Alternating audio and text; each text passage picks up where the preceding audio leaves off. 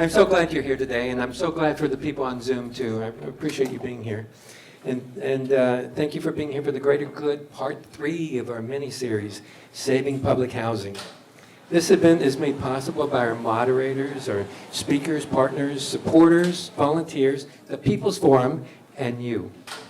Without you, there'd be no forum.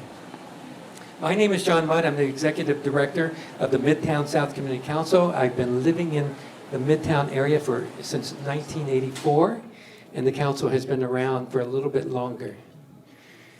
And we focus on society's basic human needs, which are health, housing, and food. Now, the first event we had was about our health before profits, where we discussed how corporate care strips away quality care and preys upon us to amass great profits.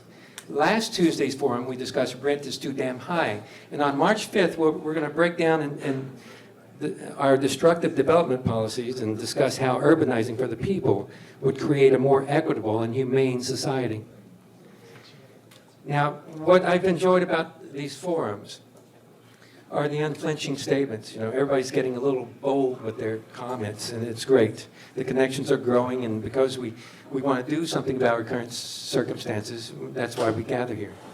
Now, this series speaks to the underlying problem with our health, housing, and development policies that prevent us from a decent quality of life.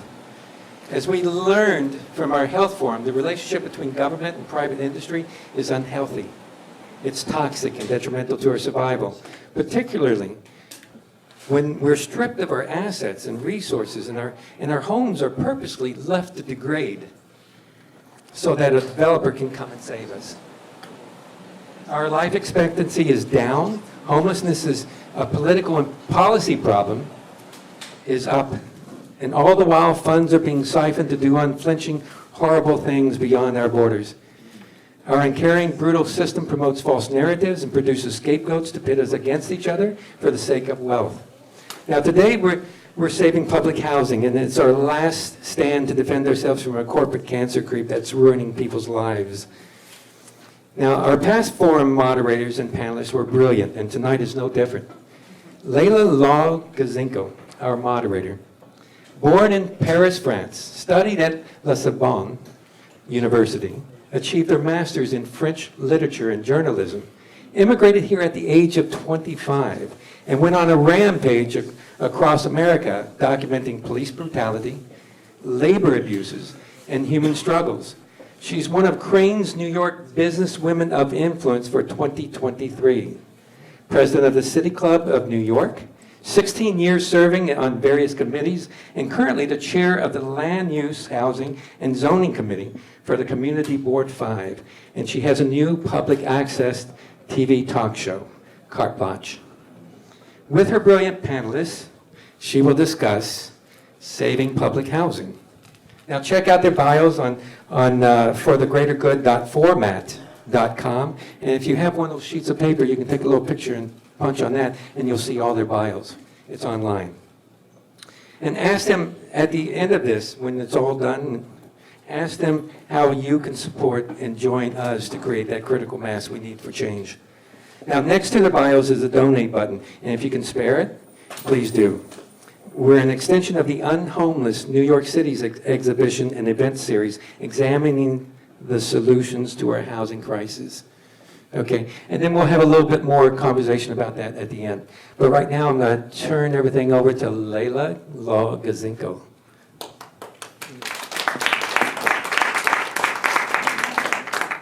Thank you so much, John, for the introduction, and thank you to the people for being here. As John said, you know, without the people, this event would not happen. So we're here to talk about public housing in New York City, saving public housing. So let me give you a little bit of a spoiler. Yes, we can save public housing, and no, it does not require to demolish anything. So let's now look at how we're going to do that. I am really, really excited to be moderating this great conversation. I am joined by terrific panelists, and I'm going to introduce them for you. And here I am with Ramona Ferreyra. Ramona is a passionate community activist and small business owner who lives in the Bronx. She founded Save Section 9. Yay. Woo, woo. Save Section 9 is a tenant-led coalition fighting discriminatory disinvestment in public housing. Save Section 9's mission targets gentrification and privatization schemes, advocating for federal solutions to rehabilitate and expand affordable public housing nationwide. Thank you, Ramona, for being here. I am also joined by David Goldstein. David is a New York City-based mechanical engineer. He is also an allied professional member of the American Institute of Architects of New York, and he is the co-chair of its Building Science Committee. This committee focuses on interdisciplinary collaborations to advance understanding of building systems.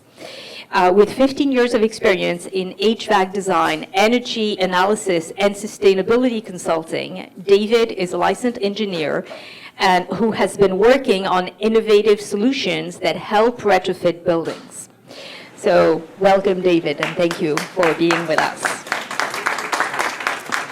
We have Marquis Jenkins, who is with us on Zoom. Unfortunately, Marquis was not able to join us in person, but we're so thrilled that he's able to be with us nonetheless. Marquis is the Director of Organizing at Common Justice, where he leads a growing team of membership. Previously, he held roles at the Freedom Agenda, We Act for Environmental Justice, and the Legal Defense Fund, focusing on grassroots organizing and systemic change in criminal justice. His advocacy journeys began at 17 when he ran for Resident Association President in his childhood public housing development.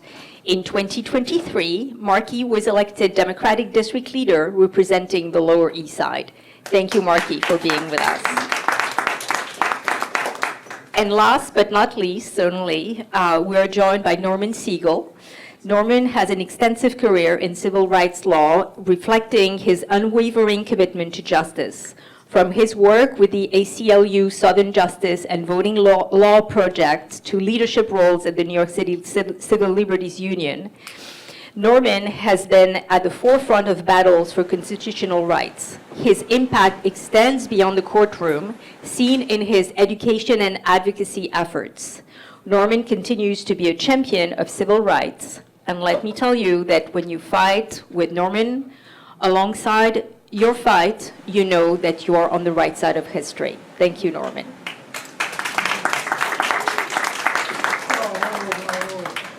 So let me tell you a few words about what we're going to discuss tonight. NYCHA was again in the spotlight last week, and it was revealed that there are currently 5,000 vacant units of public housing in New York City. I repeat, 5,000 units that are currently vacant. While at the same time, there is a staggering 240,000 applicants on the waiting list waiting to be housed. And earlier this month, a massive investigation by the U.S. Southern District of New York revealed the widespread web of corruption at NYCHA. NYCHA is in a bad spot and in bad shape. And we're here tonight to explore the fundamental questions of how public housing can be saved. What does it need to be saved from? And what will it take to save it?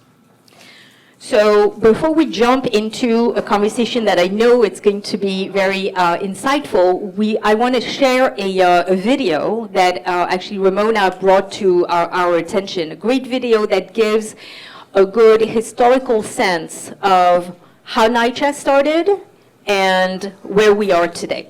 Please take a look, take a listen.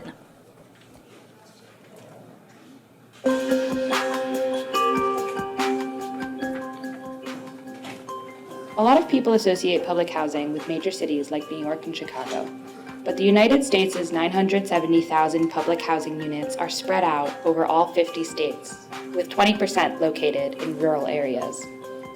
All public housing is paid for under Section 9 of the Housing Act of 1937, which allows the Department of Housing and Urban Development, HUD, to distribute taxpayer funds directly to each city's housing authority.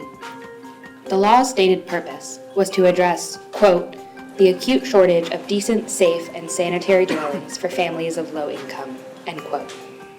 Section 9 caps rent at 30% of resident income and gives residents the right to organize into resident councils to determine how many will be spent within their developments. Under Fiorello LaGuardia, NYCHA became the first agency in the U.S. to provide publicly funded housing.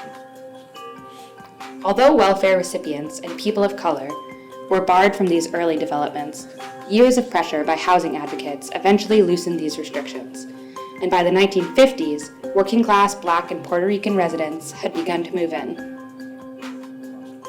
During the fiscal crises of the 1970s, these increasingly diverse developments became targets for budget cuts by politicians pandering to white anger toward the gains of the civil rights movement. Nixon halted all construction of new public housing in 1973, and in 1974, Congress created the Section 8 voucher program to push low-income tenants into the private market. Under the Reagan administration, HUD's budget was slashed even further, from $36 billion in 1980 to $15 billion in 1988. Reagan justified these cuts by stoking resentment towards public housing residents with the myth of the welfare queen, a person of color living lavishly off taxpayer assistance. As this stereotype took root, the combined effects of disinvestment and the crack epidemic devastated public housing and the lives of people who lived there. Instead of providing adequate funding, politicians used this crisis as evidence that public housing was an outdated model. With the Hope 6 program, President Clinton proved just as willing as Republican administrations before him to keep up the cruel cycle. Hope 6 provided grants for housing authorities to demolish existing developments, but they were not required to replace them with the same number of low-income units. Between 1993 and 2010, 98,592 units were demolished under Hope 6. Only 12% of those displaced actually moved back into their homes. When the Faircloth Amendment was passed in 1998, it made the number of Section 9 units at that time the absolute limit to the national public housing stock. So today, HUD can't fund any construction of public housing above that 1998 level. Decades of austerity have left NYCHA with $40 billion in unmet capital needs. Residents experience this shortfall every day through shoddy repairs, chronic utility outages, and life-threatening mold and pest infestations.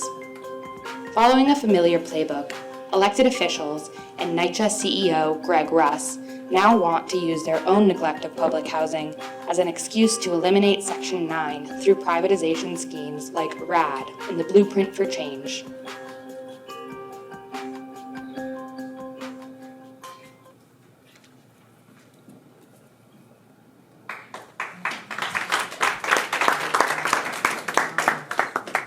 All right, thank you, Ramona, for sharing this video with us. And I think it's a very important historical perspective that this little film brings. And this is where I want to start.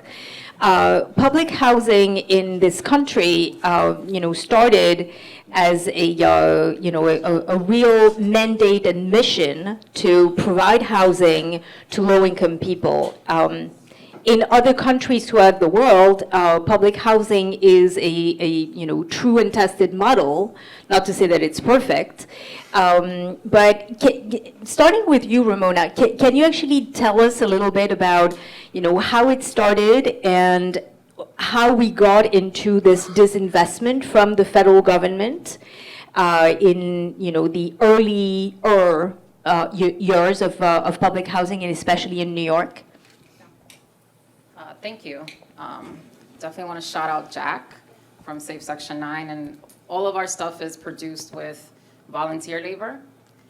So Jack cheats on his daytime employer to make stuff like this for us. And you can see all of his work on our YouTube and on our website, which is safesection9.org. So I think it's important to frame that question by beginning with the acknowledgement that public housing was not something that was created to address the needs of all poor people. It was very specific poor people that were going to be served. and those poor people were white, right? So I think once we get over that discomfort, we can start looking at the gains that the civil rights movement made and how that introduced people of color into public housing. And at the same time that people of color are being introduced, the government begins to support these white working class families with special grants and funds so that they can do or go through the process of white flight. So all of these things are milestones in the story of public housing. But throughout the storyline of public housing, you must always begin with the intent of the program. The program was designed to provide you with housing that capped your rent at 30%, right? That gave you opportunities to participate. And then through larger rent strikes, Black neighbors gained what is the Section 964 rights, which we often talk about as if it is our father, because it is. So Section 964 then gives us the right to organize, to participate, to have a voice in the economic choices that are made at our developments. Also negotiates incentives like labor employment, youth care, senior engagement, and quality of life additions, right? That had made public housing so desirable, right? So this growing list of folks waiting for public housing takes about 7 years minimum now, from the moment that you get on the list to when your family might be called. And that's pre-COVID, right? So I think those are the pillars that we should start at. Yeah, no, I think it's super important. Norman, do you want to? I want to make a connection because first I begin on the premise that housing should be a right. In a constitutional democracy, especially as wealthy as this country is, we have to continue to fight to create that housing is a right. Second, for us in New York, when we talk about public housing, it all began from New Yorkers. In 1939, the President of the United States was a New Yorker, FDR. My parents' generation, he was God. And in 1937, he understood exactly why all of us are here tonight fighting the same fight, which is to provide decent, affordable housing for everybody, not some, but for everybody. And that's a fight we have to continue. Second, the mayor at that point was this character. And as I was talking to a couple of you before, I love New York characters. I look around this room, Zool, Layla, a lot of people here. Jackie, you are characters, and don't run from that. But LaGuardia was a character, a real populist, and he created the New York City Housing Authority, the first public housing in all of America. Was called First Houses. And you know where it is? It's on Avenue A in East 3rd Street and 2nd Street. When I was the head of MFY Legal Services, our offices were in First Houses. I loved it because MFY was the first legal services program back in the 60s. And so we were rightfully in the right place, which is First Houses. And from 1945 to 1955, that's when the NYCHA programs were flourishing. Mona's video makes it very clear. We were doing okay until Nixon, and then Reagan, especially Reagan. In those 8 years, he cut most of the funding. And when the funding was cut, the conditions worsened, and people didn't repair them. But right now, I think we in New York should be leading this fight, not only for Fulton and Chelsea, Elliott, et cetera, but whatever we do here is going to be seen by people all across America. And why? Because it began here. And therefore, I think that those of us, we pick up that mantle for the right for decent, affordable housing. But remember, while we're fighting, it all began right here in New York City. Yeah, well, that's very, very important. And, I think if my information is correct, I think that San Francisco did away entirely with their public housing. And I think that New York is trying to emulate that. There is a huge desire to just get rid of it. And this is something that obviously we're not going to let happen. I just want to turn to Marquis, because Marquis, I want you to comment a little bit and speak a little bit about the difference between Section 9 and Section 8. I think that this is something that is raised in the video very well, but I want to drill a little bit deeper. Lots of people believe that it's the same. And just because, they're both federal programs that, it's public housing and that, there's no difference. There's a vast difference. Speak a little bit about that. Thank you so much. And I think I love every time we get to watch Ramona's video because it does bring a lot to light, right? When public housing has seen many attacks from the private sector. So when public housing was first created, so when people of color started to fight to get in, public housing, I'm sorry, I'm tripping a little bit over my words, but I think to understand the difference between Section 8 and Section 9 is to understand that Section 8 was actually used as one of those attacks launched on public housing. It was one of the first instances in which the private sector convince the federal government to allow them to tap into housing dollars to get people to move into their units, into the private sector.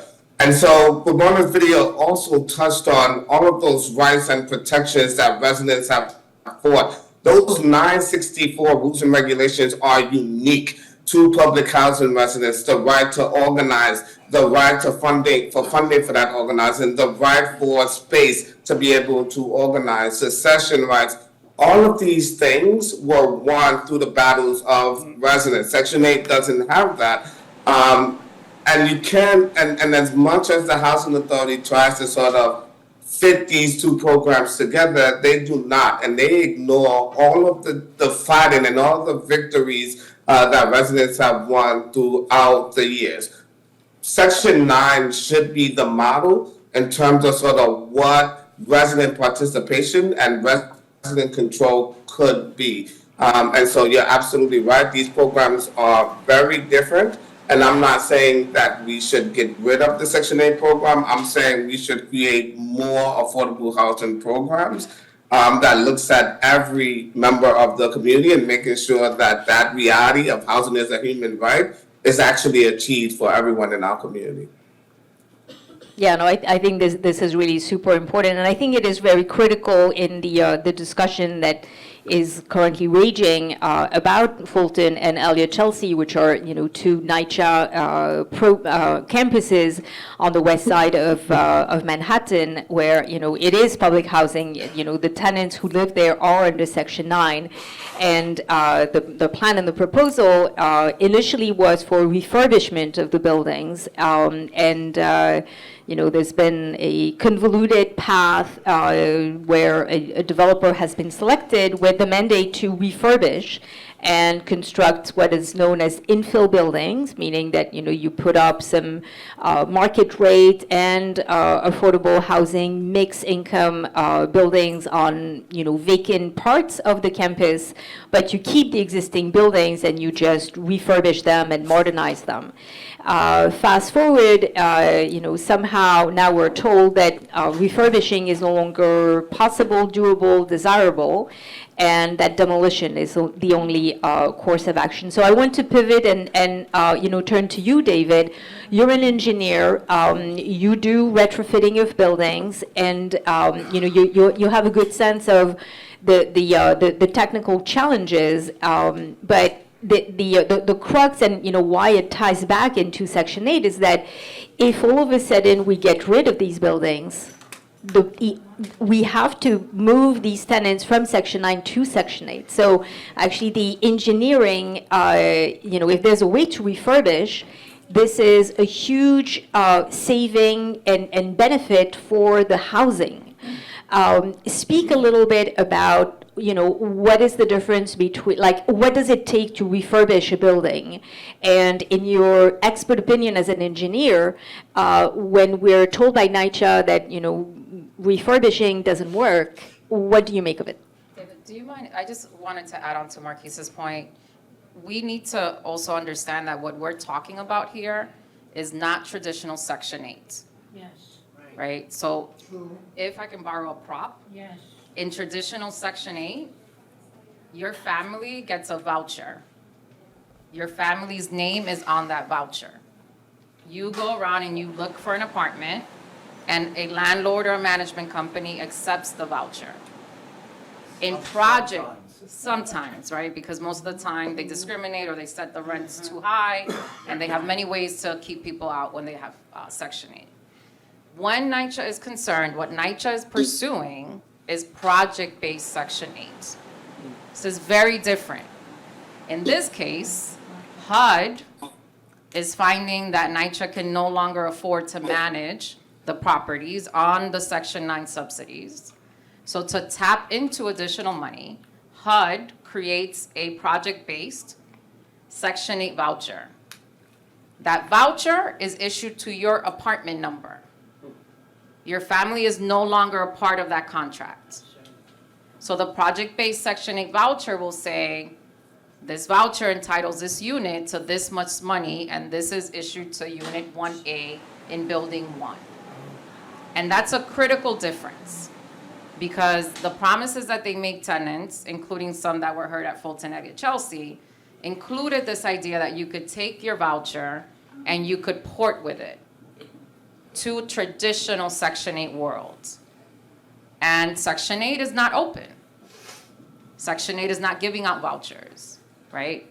So before we talk about the future, we need to understand that in addition to losing the Section 9 rights, the threats facing public housing all over the country also include that tenants lose the portability option that Section 8 gave them, and they lose rent-controlled guidelines, right, that come with Section 9 that do not come with project-based Section 8. I'm sorry.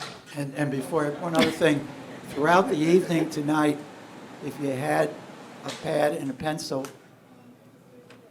begin to list the myths, the misinformation, the disinformation about this issue. Because if you come out of it at 8 o'clock tonight with at least that, then we've succeeded in getting something across. Yeah, that's actually a very, very good point, Norman. The narrative is really so critical. And right now, NYCHA has promoted a narrative that is inaccurate and that basically runs the tune of can't fix it, have to demolish, have to move to Section 8. Everybody will be fine, trust us. So, And what it's about is a land grab. Yeah, exactly. so David, your expert technical opinion on, what does it take to refurbish a building, and, how to make sense of the argument that, refurbishing ain't gonna work? Yeah, well, thank you very much. Is this on? You can hear me? Oh, very close. Okay, here we go. Rested on my chin. Okay. Well, first, I just want to say hello to everyone. This is my first time engaging with this group, and it's great to meet you all.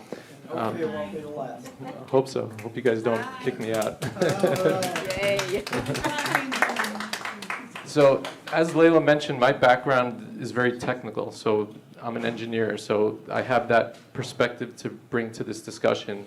I'm not an expert on much of the rest of it. I'm grateful I can learn from the panelists here, hopefully learn from all of you during the Q&A.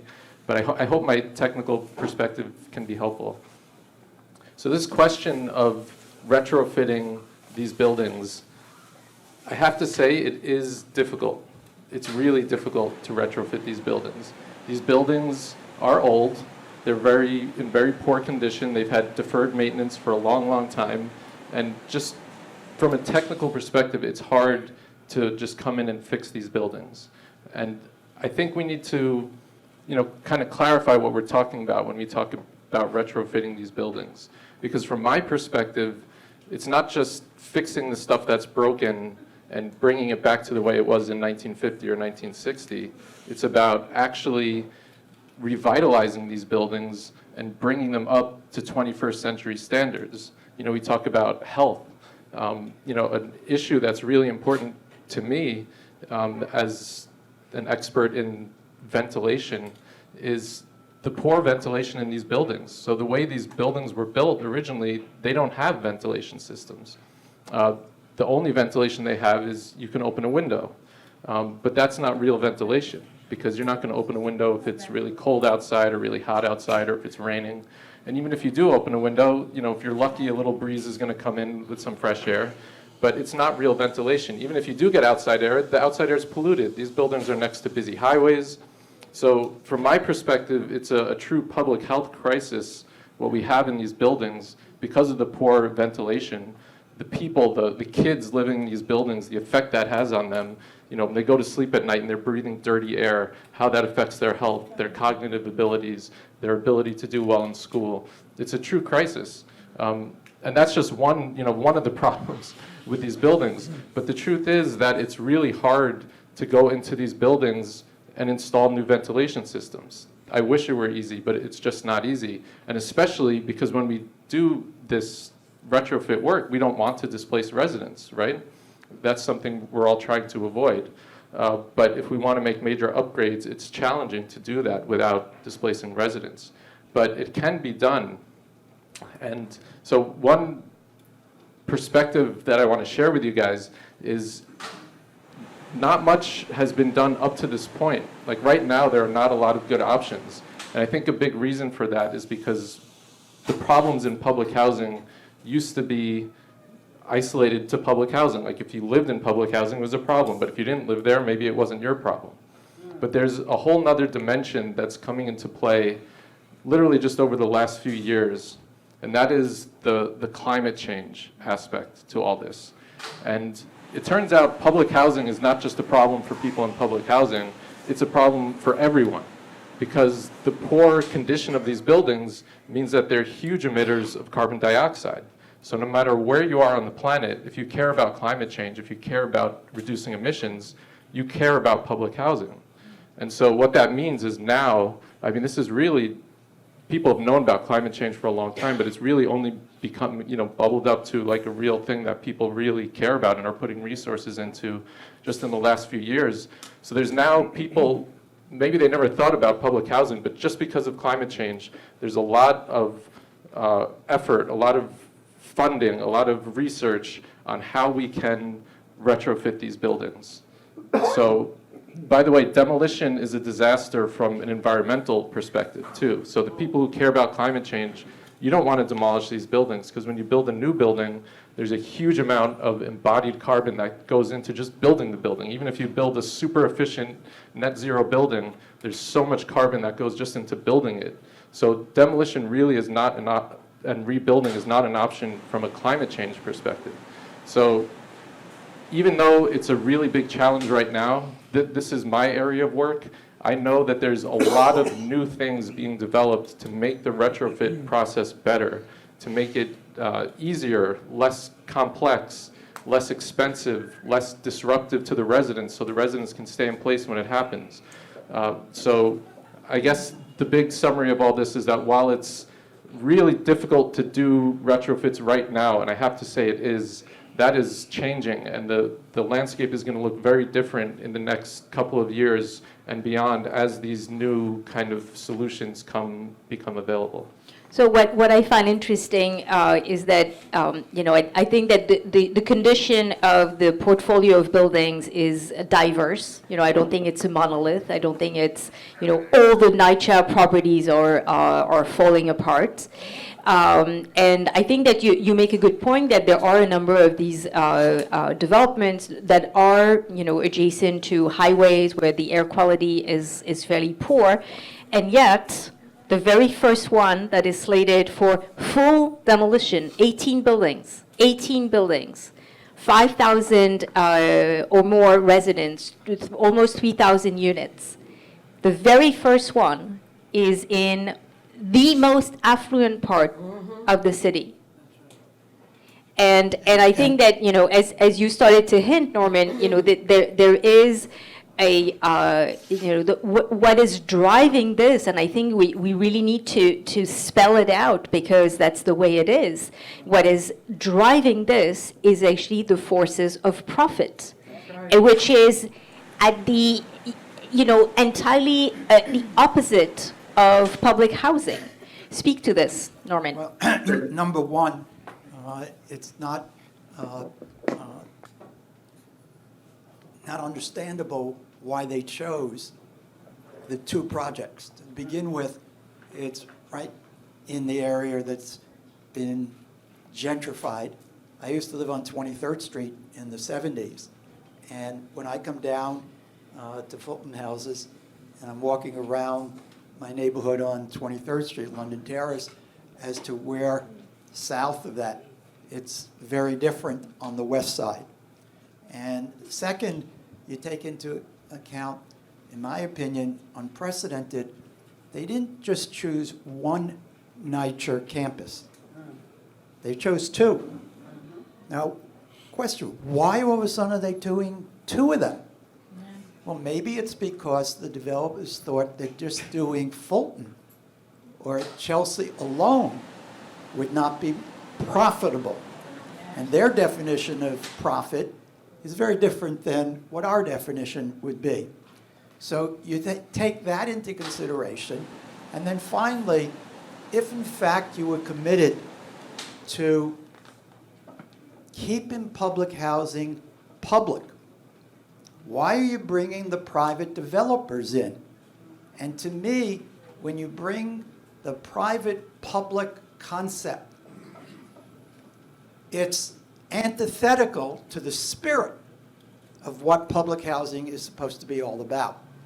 And that's why it's a land grab, because when you take a look at the proposal, and we'll get into it, I'm sure, so I don't want to jump too quickly into it, but remember, even if they were going to hypothetically do demolition, and even they were going to just focus on public housing, so then all the footage that currently, let's take Fulton, since I know it very well, that you would have all of that space for public housing. But that ain't what's going to happen. What's going to happen is the public housing people are going to put in a little corner, and then a lot of the other space, unbelievable, fair market housing, and all a different kind of socioeconomic group of New Yorkers, maybe they're not even New Yorkers, are going to be coming here, and they're going to be taking over the public land. And that's the fight that we have to make over the fact that if it's public land and it's supposed to be for public housing, why all of a sudden is it going to be private housing on what I think is going to be the majority of the land that Fulton is now? So it's not an accident that this has all happened. And what I always say to people when we're talking about racism, when I worked in the South and when I was in Mississippi, Alabama in the 60s and early 70s, in retrospect, it was blatant. People were honest about their racism. And as my friends say, well, up south, it's more subtle, it's more sophisticated, and yet it's still the same racism. And so we have to keep that in mind when we're seeing, the person who's the wolf dressed in sheep's clothing. Be very aware. And it's sophisticated and subtle. And I saw at one of those meetings where I snuck in, and I watched who was handling the event and how they were manipulating the conversation and the framing. And you just got to be aware that, again, the wolf comes in sheep's clothing. So be eternally vigilant. Yeah, Ramona. So I think in addition to recognizing folks like Related as the wolf, we also have to be cognizant that at the federal level, there have been mandates and restructurings that have taken place that have shifted how HUD does its job, right? So we are funded by Congress, but we are managed at the national level by HUD. And since the early 90s, HUD has had a mandate in place that states that housing authorities are to do everything possible to dissolve or be rid of public housing. So NYCHA's actions are a direct response to that mandate, right? So when NYCHA starts exploring RAD, which is the project-based Section 8, and the demolition opportunities, they are not looking to justify it based on the needs, right? So I'm gonna shout out Sneha, who's another one of our volunteers and lost her sanity reviewing the latest physical needs assessment. And the physical needs assessment is what NYCHA issues us every 5 years.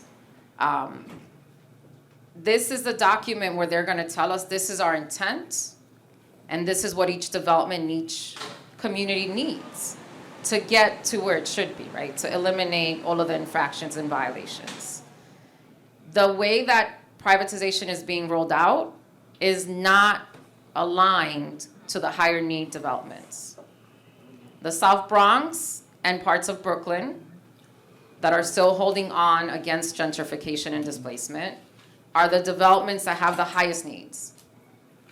But we are not viable and desirable to a developer. So when NYCHA restructured its organizational plan in 2020, they restructured itself to put the trust into place, right? The Blueprint Preservation Trust, and to focus on RAD. No longer administering public housing was a priority for NYCHA. So Ramona, maybe, so that the audience that may not be so familiar with all these concepts follows along. I know that some of you are, like super uber experts, maybe some of them a little bit less. I want Marquis and you to speak a little bit about the RAD and PACT programs and the trust, because this is really super important. There's also a lot of misunderstanding around it, where people who are not really understanding the nuances may think that actually RAD and PACT are wonderful. So Marquis, maybe I'm going to turn to you. Why is RAD and PACT? What is it, and do you think it's wonderful? Yeah, I absolutely can't stand RAD, PAC, or any of the Section 8 conversion plans. I think what we have to, what I always tell people when I'm speaking is that when we're fighting for public housing, we're not simply fighting for the builders, we're fighting for those 964 rules and regulations that we won over the years that is not a part of Section 8. And as much as they tried to make it a part of the RAD PAC program and the Blueprint, or what's now called Public Housing Preservation Trust, you simply can't mirror the two because they are two very distinct programs. And so it's important to understand that we're also fighting for these rights and protections.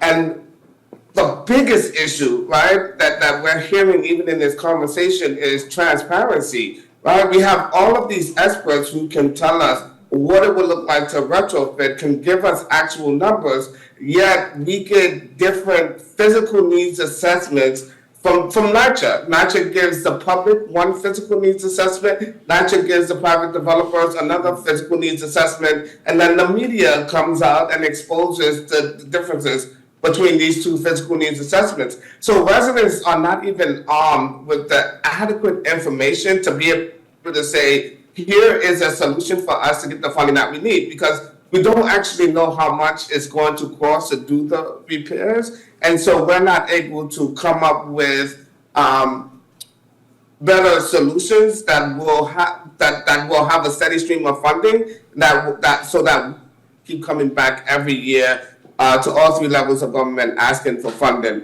The Section 8 program is being used as a way to kill public housing, as Ramona suggested.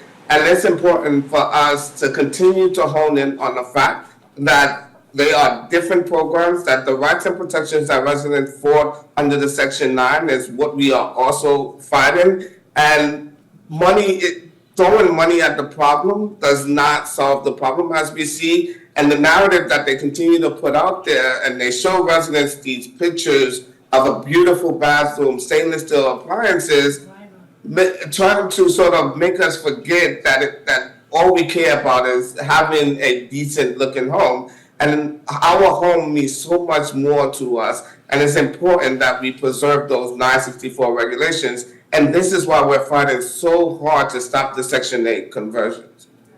Yeah, so. I want to add something on the trust too. Yeah, I think just so that people understand, currently, a housing, public housing campus sits on land that is owned by the federal government, right? It belongs to the federal government. It doesn't belong to any other level of government. So there's an agreement that allows the housing authorities in their contract with HUD to manage the day-to-day operations of the land. So it's not really federal land anymore because the housing authority is a contractor basically But fulfilling that. the point that is important to understand is that when you But it's public when you land. go It's it is public land. public land. So when you go through the this program that is known as RAD and PAC, that was the brainchild of Sean Donovan when he was the head of HUD under the in the Obama administration.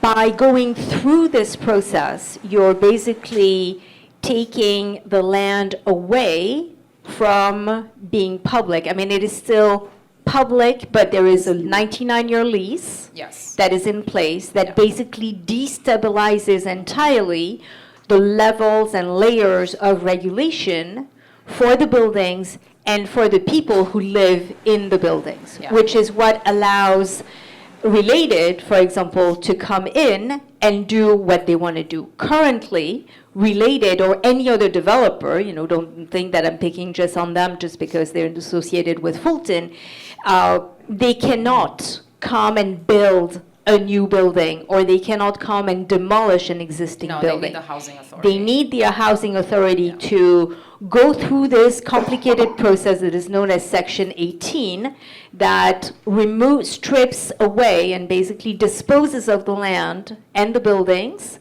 Actually, in the case of Fulton, it's the buildings, so that they can be demolished and rebuilt, and the space that is made available can be developed for something that, as you were underscoring, Norman, is not public housing. And I think this is really the critical difference, why it is so important that, the land, the buildings, the tenants remain under Section 9.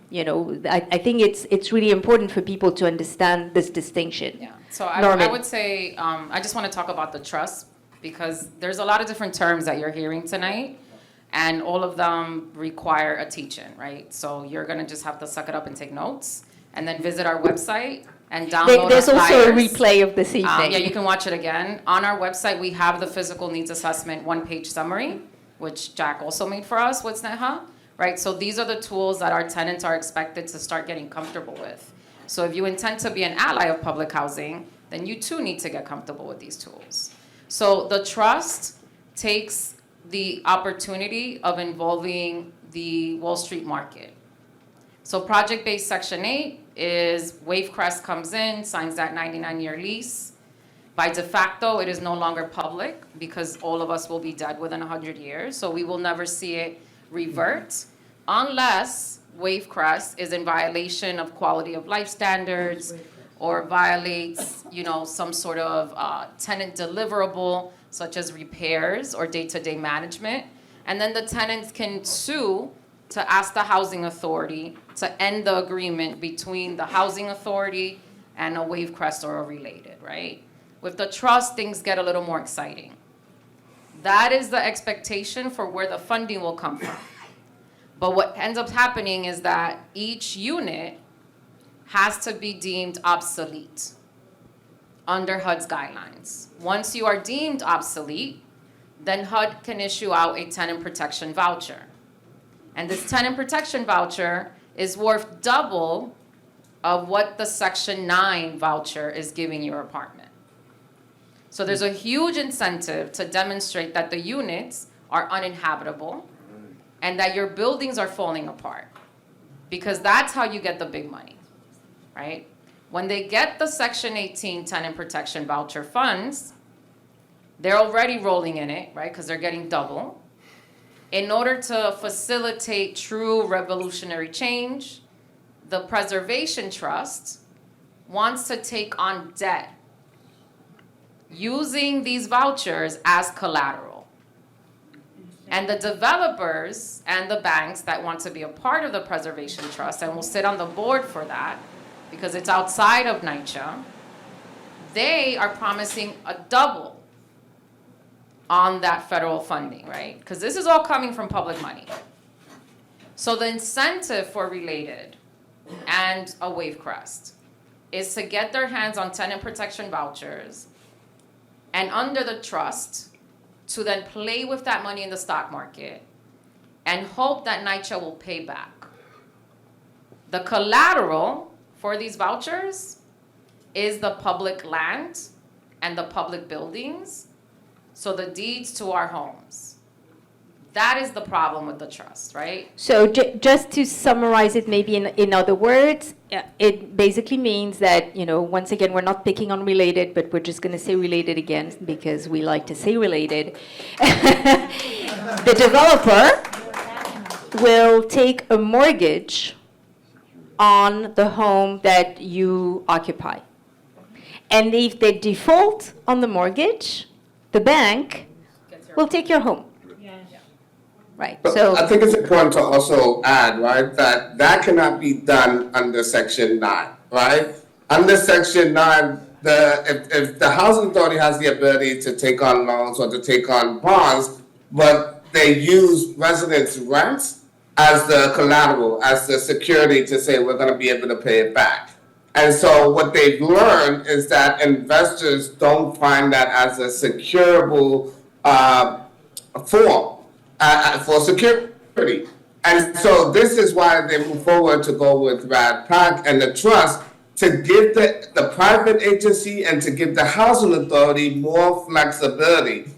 Well, Section 18, and this is part of the sort of nefarious plot that they put together, is Section 18, you can do one or two things. Section 18 is either dispossession, which means you can hand it over to another entity or another person, or you can outright demolish it. And so when the private companies and when NYCHA is applying for a Section 18 application, they're telling residents that it's simply for them to give it over to the private developer, that there are no plans to demolish.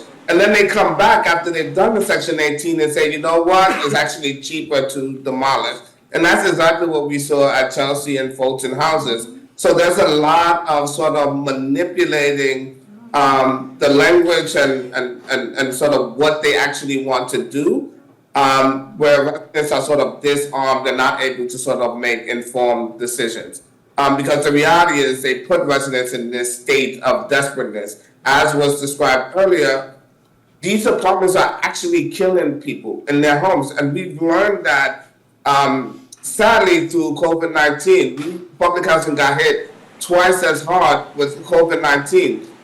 And so residents are desperate for repairs, and they don't often have the time or the luxury to think about all of the other complexities that they could lose if they cross over from the Section 9 program into a Section 8 conversion program. yeah, and I think that it's what I find really interesting also is that if we take the example of Fulton and Elliott and Chelsea, there is definitely a state of disrepair. We know that there's maintenance that should be done, but what tenants are talking about is actually a broader sort of like quality of life issue, safety, which you can demolish all you want. I don't know that this is how you address safety issues. Safety issues are not capital expenditures. And Norman, you've worked with tenants and especially at Fulton.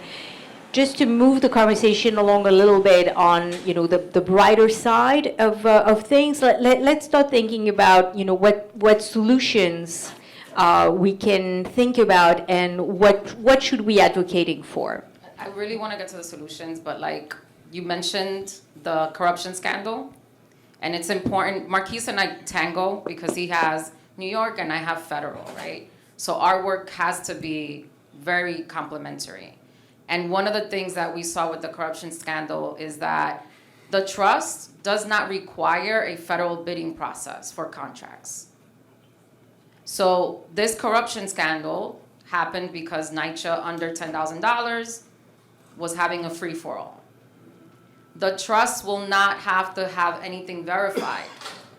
But NYCHA employees will continue to run and operate the developments under the trust, right? So wait, Ramona, so there will That's be critically no important. bidding even for larger contracts? Some of the issues that RPPH really fought hard for when it came to the trust included maintaining federal safety nets, such as the federal bidding process for contracts. So I worked for your Department of Defense. We get 3 people with the same pen. I go with the best appropriate at the lowest price. NYCHA is supposed to do that. And this $10,000 mark with this corruption scandal was supposedly to get us quicker repairs, right? So what ended up happening was that instead of having to go through that bid process, you picked out a David, right? And you're like, David, can you bring me these 20 pens? So the trust can just go to David. It will no longer have to adhere to that federal expenditure process, right? So that opens up 25,000 units that are part of the pilot program for the trust to an insane amount of fragility when it comes to the finances. And then talking about like what we need as units and developments, right, looking forward, it's important to note that a real physical needs assessment of the New York State public housing, not just New York City, was done by CSS. And in their report, they state that 3 key things have to be repaired at every public housing development.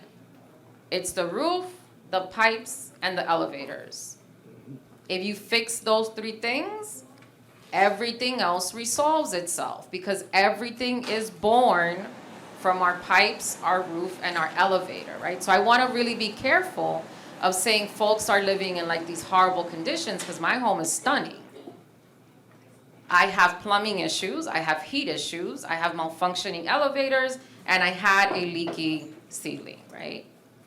And then this physical needs assessment, in the summary, you're gonna see that the findings that we had, right, that's NEHA-led, and what CSS found is that what NYCHA really needs is 39 million, not 79.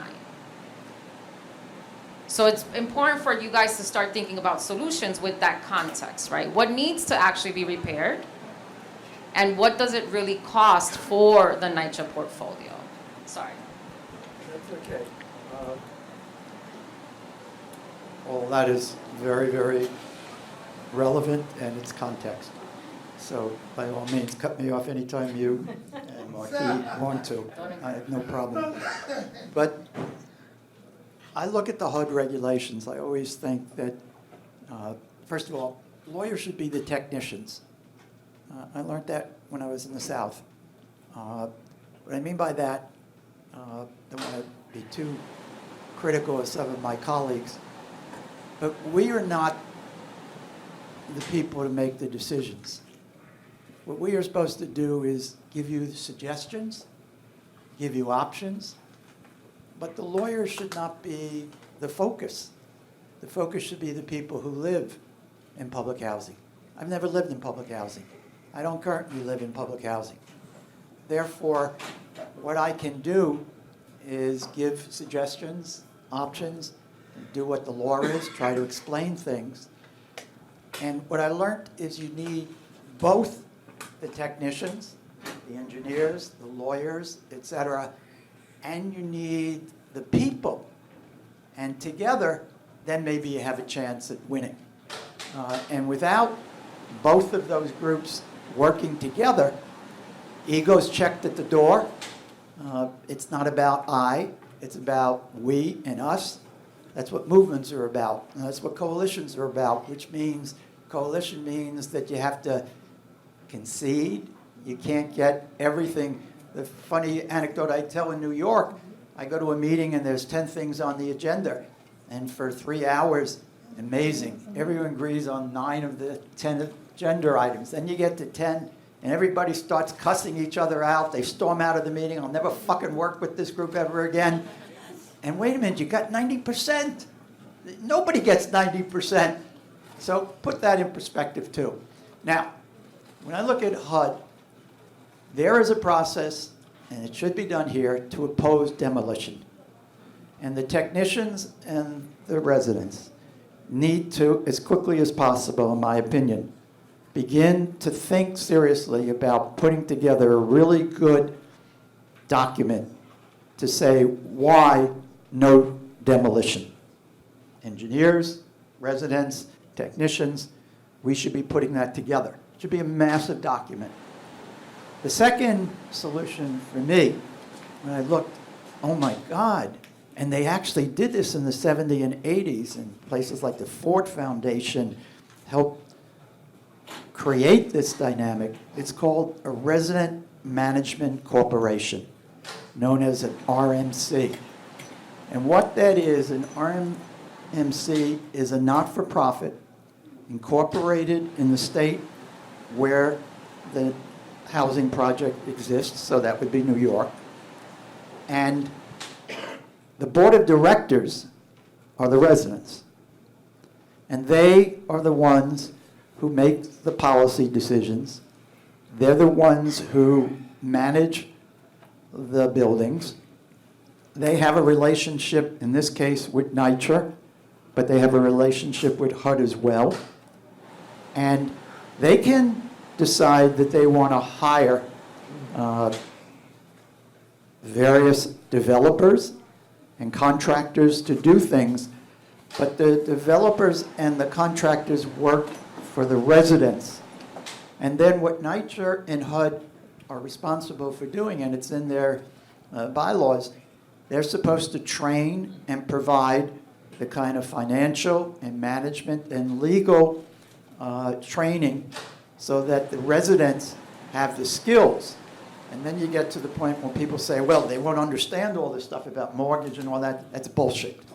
I mean, people can understand it, and even if you don't know it at this point, if that affirmative obligation is for training and to assist people in doing it, it can be done. I was amazed at people like Jackie. Jackie, you still here? Yeah. Jackie and other people at Fulton. The idea of people stereotyping people at Fulton and saying that they're not capable of handling these kinds of very complex issues, it's just nonsense. And it's done in order to stereotype and put people in public housing down as not capable of making these kinds of decisions. They're really hard and complicated. Only Wall Street people can do that. It's just not true. And also, if you just look at all the people that have been giving that advice in the past, why are we in such a mess at this point anyway? So I think that it's important to consider resident management corporations, and potentially, if you were able to put that together, and historically they did it. It started in the 70s in places like Boston and other places around the country. It fell apart because some of the funding by some of the foundations stopped, and also because some of the financial issues became difficult and people weren't properly trained. And so it kind of disappeared, but it's still on the books.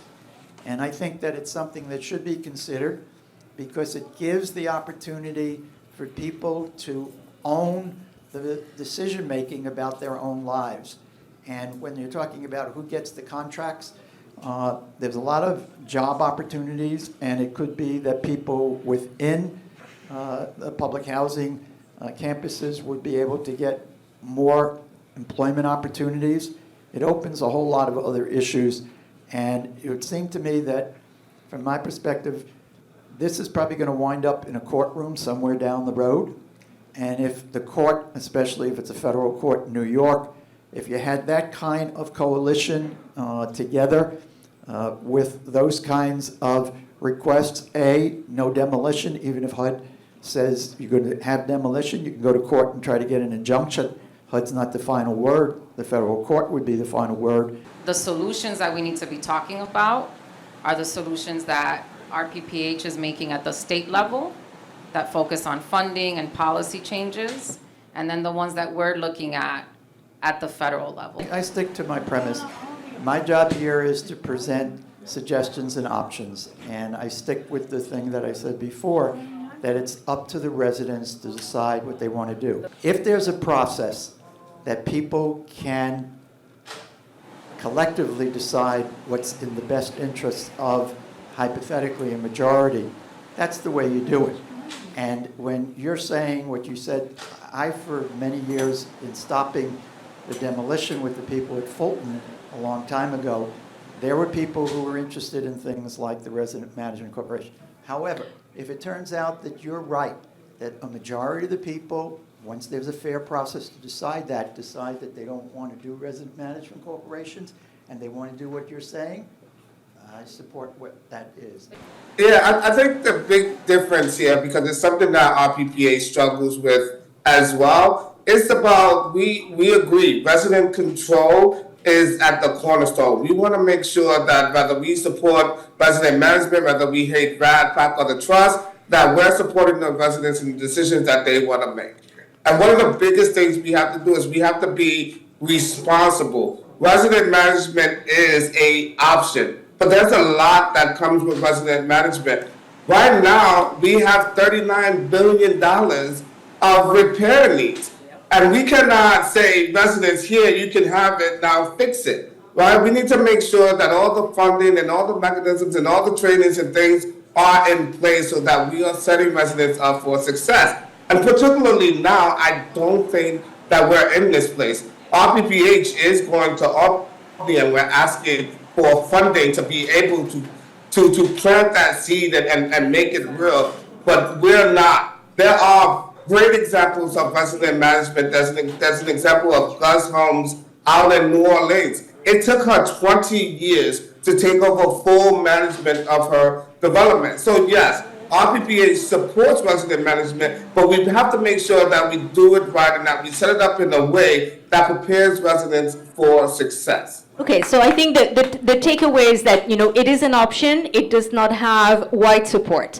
Let's talk about other solutions. Once again, the goal here is to look at the different options, not to say that one is preferred to the others, but really to give people something to latch on and, help support so that we can indeed address these capital needs that these projects are presenting. And, I think that we all agree that, saving Section 9 is really the core goal of, the advocacy that a coalition should move forward. So let's talk about other options and other solutions. Ramona, what are the other possibilities in terms of, federal actions?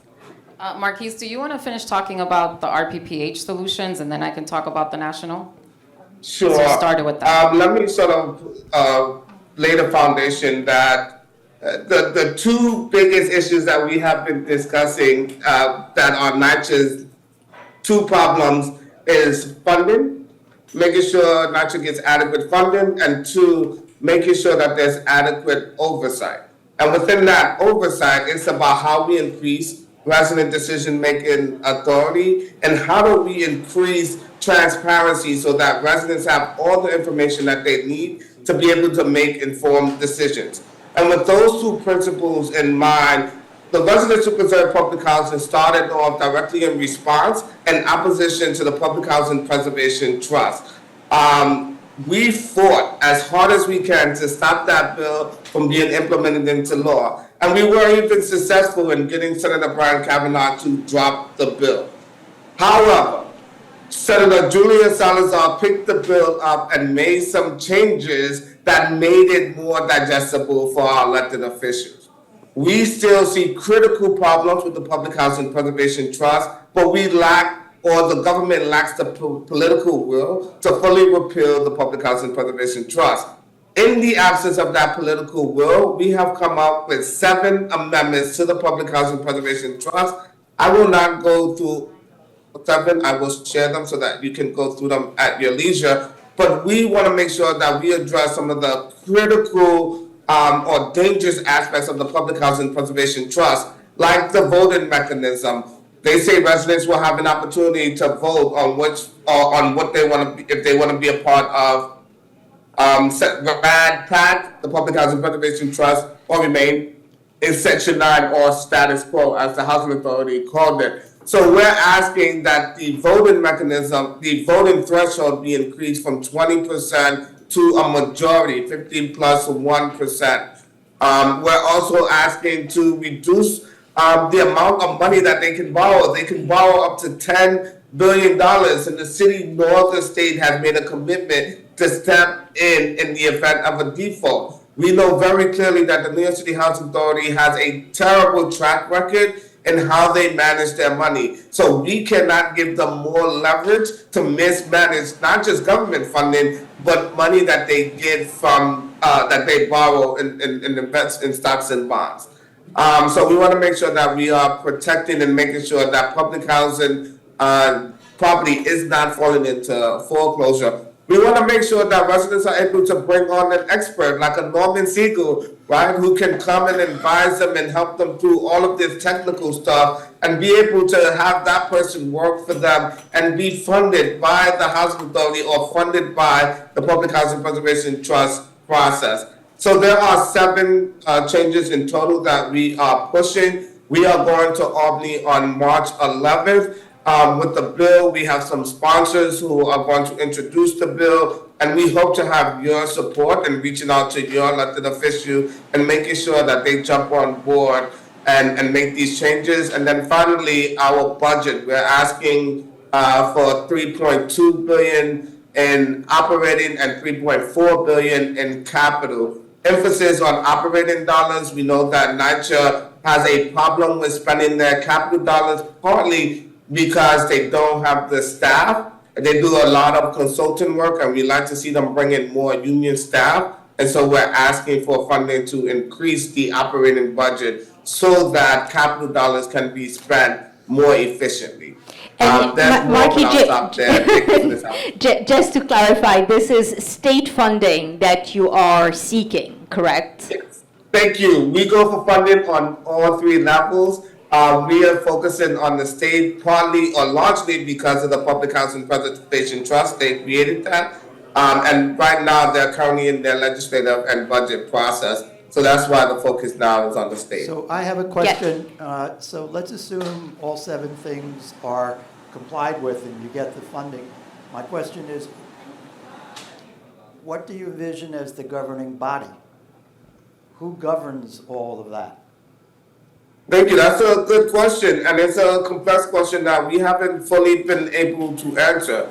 We have a public housing NYCHA board that has 2 residents on it, and to be frank, we hear absolutely nothing from those residents. We also have a public housing preservation trust that will have 4 public housing residents, but those residents will serve at the pleasure of the mayor and NYCHA. So anytime they disagree, they can be removed from their position. So before we talk about sort of what the board looks like, we have to develop mechanisms that make sure that residents actually have the autonomy and authority to be able to make informed decisions and be able to be transparent and bring that information to the rank and file resident and make sure that the rank and file resident has access to that decision-making process as well. And Yeah. remember, the tenants associations, at least at Fulton, there's a lot of disagreement and dissatisfaction with the way the tenants association works. So my experience in other places around the city, when people have called me, similar dissatisfaction with the tenant associations. So I think that it's important to figure out who is the governing body. Yeah, and that goes exactly to what I was saying. NYCHA influences those processes where we try to have resident leadership. NYCHA finds a way to skirt it, right? When we talk about tenant associations, they rely heavily on funding, tenant participation funds, right? NYCHA has a way of making that process more difficult for tenant associations who do not work with them, who challenge them and do what they're supposed to do as tenant association. So NYCHA has different ways to try and manipulate the way in which residents are making decisions. So we have to build protections around residents so that they are not influenced by the dirty tactics that NYCHA leverages on them. Yeah. So let's talk about the federal level, because in the end it is a national program. Ramona, speak a little bit about what you see being the mandate of NYCHA and how we can get the HUD and the public authority to actually do their job. So we've been working for 3 years on the national solutions, and we do this where we set priorities for all of HUD properties, but then we go into each city where we have members. So for New York, the governing body that the tenants have actually chosen is a new public housing authority. And this is a request that we've made of folks from city council to congressional folks. We asked for the pathway to creating a new public housing authority, not just for New York, but in any state where the housing authorities have turned away from Section 9 to be part of the Green New Deal for Public Housing bill. So we're one of the reviewing partners on that policy, and that policy would amp up Section 3 hiring, right? Contract, labor, employment, benefits, and investments into public housing communities and the zones surrounding them. There's also the Inflation Reduction Act, which we've been targeting for some of the environmental justice funding that is included in there. And then there's also our overall demands, which is the first one is to sunset RAD in September of 2024. And we've been working in our lobby meetings to make sure that Congress allies from Republican and Democratic offices are ready to vote down the extension of the pilot program, which is project-based Section 8. And then we work on issuing a state of emergency for public housing. So what we've been working on is actually building a caucus at the congressional level for public housing, and having that caucus then take the national solutions, which are on our site, and use that to enable us to stay straight Section 9. So what can people do practically? Should they be writing to their congressman? Is that a good first So step? on our site, we have a petition which calls for no project-based Section 8 or no demolitions. And it's a national petition that's used by all of our members. Getting that petition signed as broadly as possible for campaigns that are based in development. So like right now, we're at dealing with Sackwern houses, Boston, Secor, Fulton Elliott, Chelsea, and soon to be previewing in the Lower East Side.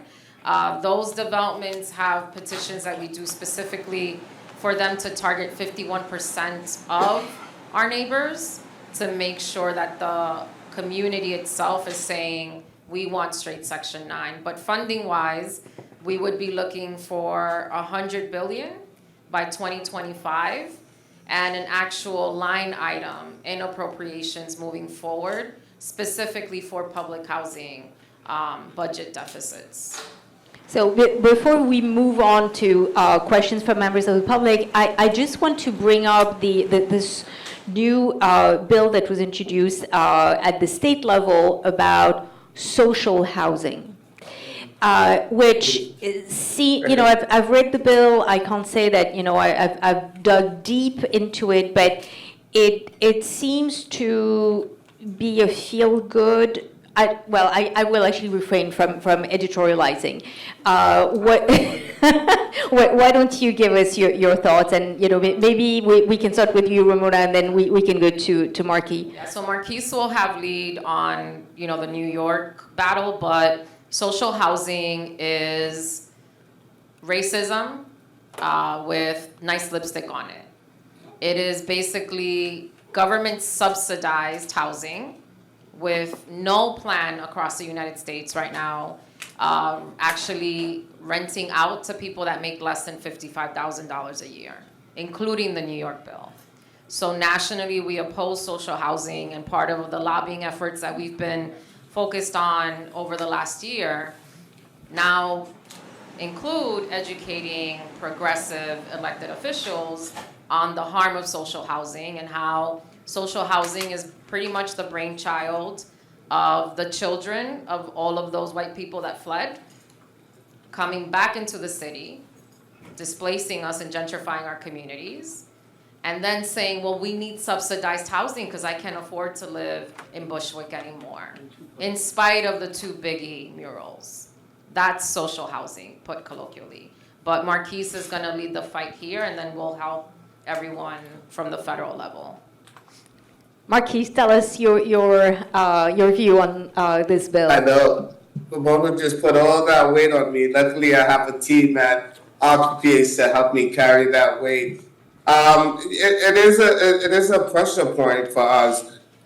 We've tried very, very hard to work with this democratic socialists, right, who are pushing that bill. But as Ramona eloquently, there's no genuine sort of want to work with public housing residents to be able to sort of address the housing crisis in New York City, right? How could you, in good intentions, create a new housing authority while you allow another one to fall apart? How can you claim we're building new housing when you have hundreds of thousands of units being demolished? You have thousands of units that are vacant. And so for us, in trying to put forward a bill that preserves, modernizes, and fully funds public housing, we can't allow a new housing authority to be in competition with that mission. And for those reasons, we are against it. We understand the principles that they are laying out with regards to social housing. For us, those are the things that we fought for and want in public housing, right? The right to keep our rents at 30% of our income. In fact, that number should be reduced lower. The right to organize, the right to have space, the right to have supportive services in your campus, the right to succession rights, to be able to pass your apartment down to your immediate loved ones. Those are all the qualities and things that they're saying they want for social housing, yet don't see the benefits that we have in public housing. So that's why it's racist. They want public housing, but they want to be able to have public housing without all of the people of color who currently live in public housing. So before we go out and create new housing, we have to take care of the housing that exists now and recognize the beautiful model that it is and replicate that model. Let's not reinvent the wheel. All right. Yes, David. Yeah, I just wanted to share a quick thought. Norman mentioned earlier, about demolition and getting input on the technical side of it too. And so I quickly want to say, when it comes to demolition, you can look at an individual building and look at, well, should we demolish this building or should we retrofit it, and you can kind of crunch numbers that way. But really, we're talking about big scale here, right? We're talking about NYCHA with thousands of buildings and buildings beyond NYCHA, thousands and thousands of other affordable housing buildings. So when we're looking at viable solutions, we have to look at solutions that actually scale, that are scalable. And the notion of demolition at scale, it just obviously is not a viable solution. It's very easy to make the case when you think about it at scale. For the environmental reason I mentioned before, all the waste that would be created, the embodied carbon, we don't have the workforce to do that. We have a workforce shortage now. We have a whole city that's going to decarbonize by 2050. We already don't have the workforce for that. We don't, on top of that, have the workforce to start knocking down thousands of buildings and rebuilding them. And then also at scale, you start knocking down these buildings at scale, we already have a housing shortage. Where are those people going to go? So it just falls flat on its face as soon as you look at scale at the demolition option. I agree with you, and that's what I was saying before. I think that the different skills set has to be combined together and has to be filed with HUD. And again, even if HUD turns it down, you can go to the federal court. Fortunately, Fulton and Chelsea are in the Southern District, and without getting the other districts upset, there are very good judges in the Southern District in the federal court system. And remember, they're appointed for life, so they don't have to worry about it. A story, critical of them so that they won't get reappointed, or they're there for life. And I think it's a way not only to potentially stop demolition, but to educate the public at large about the importance of public housing. But it needs all those different skill sets to come together to put some kind of a really, like a book about why demolition is bad, legally, architecturally, all the things that have to be put together. Yeah, no, that's very, very true. I mean, coalescing is a arduous, but really the only way to get things done. So let's open up to questions from the audience. I think that we have a moderator assistant here. Thank you so much. Do I need to give up my microphone to? You can have mine. I can yell. Sure you can yell? I can yell. Or we can share. We're good at sharing. Okay, so for Q&A, we're going to do this 2 questions from the audience, and then if there are questions in Zoom, 2 questions in Zoom. Please keep your question to 20 seconds or less. 1 question per person. We want to get to everybody because I know there's going to be a chock full of questions after hearing this. Okay. 20 seconds. So the issue we have is right now, all of our elected officials are touting demolition. They're touting things that we know are myths. And I'm just wondering from the panel what they think the best approach to contradicting this, and that's part 1. And number 2, do we really need them? Yes, I'd love to take this one on. Marquis, go ahead. So that just size is also an advantage. We have 176,000 families. That's over 400,000 individuals that live in public housing. We are a voting bloc, and we have to begin to operate as a voting bloc. And so one of the things that RPPH does is we bring the voting process, the electoral process to the residents. We bring the candidates to the residents. We work with residents to be able to craft out what questions, not what is it that the elected official is going to do, but what it is that we want the elected official to do for us as public housing residents. So there are vast different ways in which we make sure that residents are at the forefront. I guess I'll stop there. There's a lot more I want to say, but my is telling me to stop there. I wanted to say that the answer on the second part, you don't need them. If we go to court, we don't need elected officials, but you shouldn't cancel them out. I think Marcus is right. Try to figure out how you can use them as they've used you. The second thing I think that's important is to understand the numbers. When they put that survey out, they said 950 people voted, and it was 30% of the eligible voters who were 18 and over. That means, if my arithmetic is correct, that you had a potential universe of 3,200 people who could have voted. So 60% of the 30%, that's 950, turns out to be 570. If you then take the 570 and divide it by the 3,200, it's 18%. So every single elected official that I read their statements, they all drank the Kool-Aid. They went with the argument that was put out by NYCHR and other interested parties here, that a majority of the people voted for demolition and voted for this plan. It's not true. It's 18%.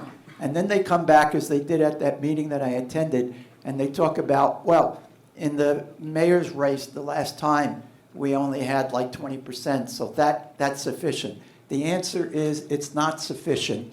And when it directly affects the people who are living in Fulton and Chelsea, you can't go with the premise that a majority of people are in favor of X when it's only 18%. What you have to, I think, should seriously consider is that there's got to be a process that's done that's much fairer than what they put out last time. in order for us to fight without having to stop at the political level, we have to get 51% of people to sign. So if you are interested in supporting the fight, door knocking happens every single Saturday.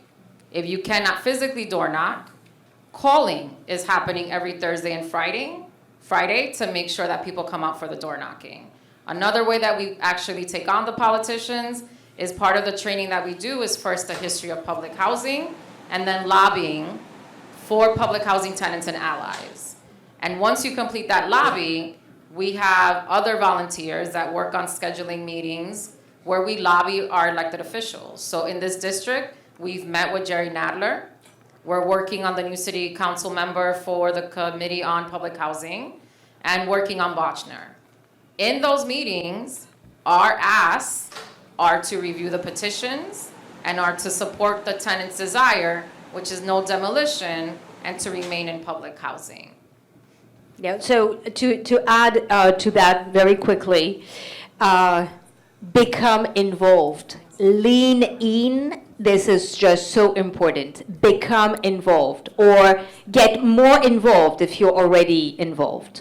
Two things that you can do. Join your local political club. This is so critical and important. Secondly, if you live in New York City, join your community board. I cannot tell you how critical it is at that particular juncture that people like you, the People's Forum, people who come and attend these events, join their community board. If you're not at the table, it probably means you're on the menu. The deadline in Manhattan, I don't know in other boroughs, but the deadline in Manhattan to apply is March 8th. Go online, Manhattan Borough President's Office. This is the website where you will find the application. Go on, apply. Please, this is really a critical and real way to make a difference. Thank you. Next question.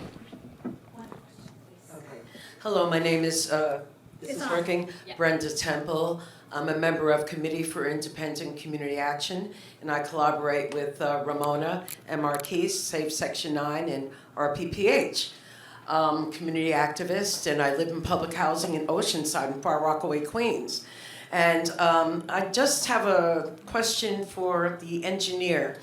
Honan, who is Honan from NYCHA, he came to our development at a resident association meeting, and he said that we were on the list for RAD. And and for the voting process for the trust. And when he saw the response of the residents that were there, he went back and all of a sudden we were taking off of the trust voting process and put us back on RAD where there is no voting process because he saw how we were going to vote, okay, to stay Section 9. And it's appalling that now we don't have a voice, we don't have a choice. They're coming in and they're trying to do RAD. So in this circumstance, what we are going to do is look into resident management, where we can get a moratorium on the RAD going through and where we can organize so that we can see how it works. I know it's a very difficult process, but this is an option that we must take on. I also want to say that there is a documentary that Safe Section 9 helped put together called Raising Liberty Square. Oh, yeah. And you all must see it. It's on PBS, Channel 13. It's on every day, all day. If you go to PBS 13, Raising, R-A-I-Z-I-N-G, Liberty Square until April 27th. And you will get a chance to see what public housing looks like, the promises, the broken promises, what happened to these people in public housing in Miami, and how it's in the neighborhood near you. So wait, what is your question to David? One question, please. The question to David. Okay, so my question to 20 you, seconds. my question to you is, when we do the physical needs assessment, in the different developments, we noticed that in my building, there's not much to be done except just the general maintenance that they've been neglecting, that they need to step it up and do the necessary repairs on a regular basis. Because when we know that they have inspections, they're Johnny on the spot, working 24 hours round the clock to pass the inspection. They should have been doing this all along.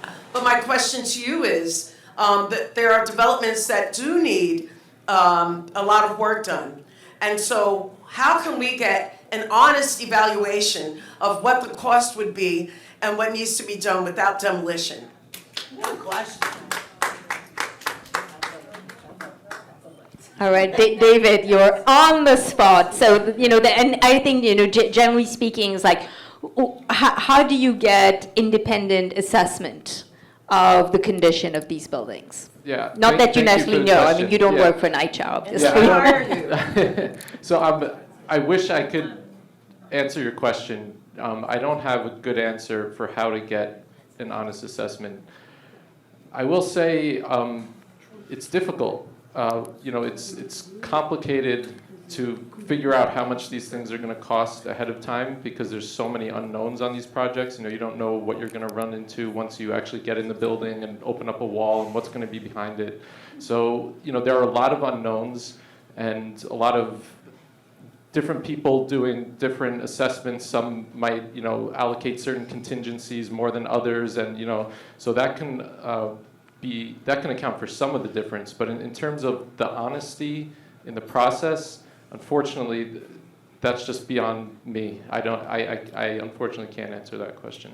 I was going to add. I think, we have some demands around this as well, and I think it starts with bringing in other agencies. For example, the Mayor City Comptroller, I don't think is doing enough to audit. So we put together a state budget proposal to create a whole new independent audit agency to have access. Part of the problem for the city and the state is that they're not getting access to be able to say what is correct and what's not correct. So no one has the real numbers but NYCHA. And so what we need to do is we need to create state law or policy that allows other agencies or a new agency to be able to come in, grab all the data that it needs so that it can make a real assessment of what is needed. But right now, NYCHA is the only one with its hands on the book, and they manipulate it in any way, shape that they want. This is why residents get one physical needs assessment and why the developers in Rad Pack get another physical needs assessment. So just a little bit of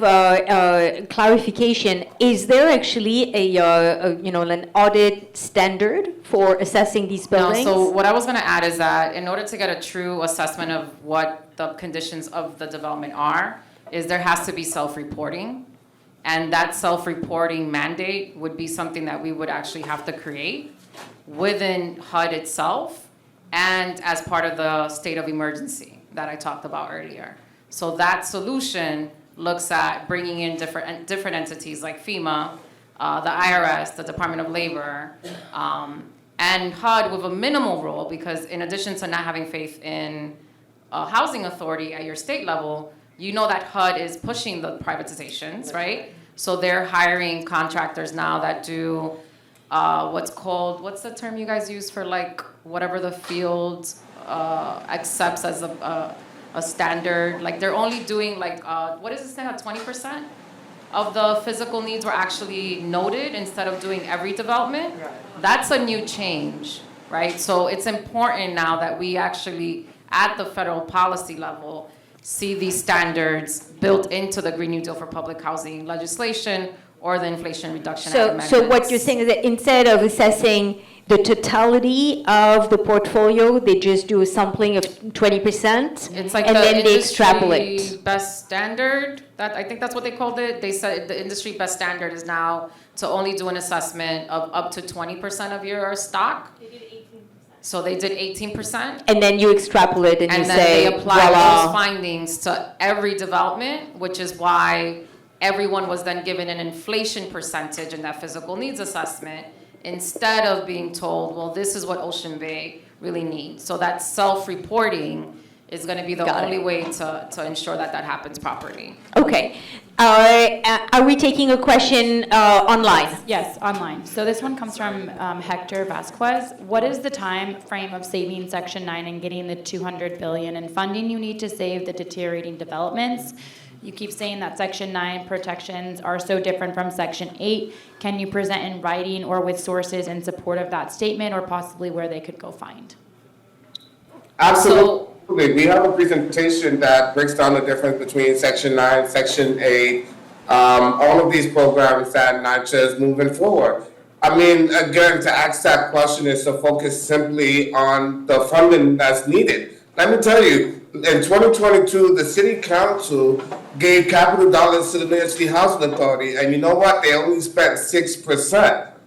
So there's a strong oversight mechanism that needs to be put in place too. And so we're not just fighting for funding. As far as the timeline is whatever it takes. We're lighting the fire and we're activating residents every single day. And you know what? We've been fighting since the creation. We fought to get into public housing. We fought to be a part of the decision making. We're fighting to preserve public housing and modernize it for the future to come. So there isn't a timeline. Unfortunately, we continue to fight to make sure that public housing gets better and better with each generation that moves into it. So I don't have a timeline for you.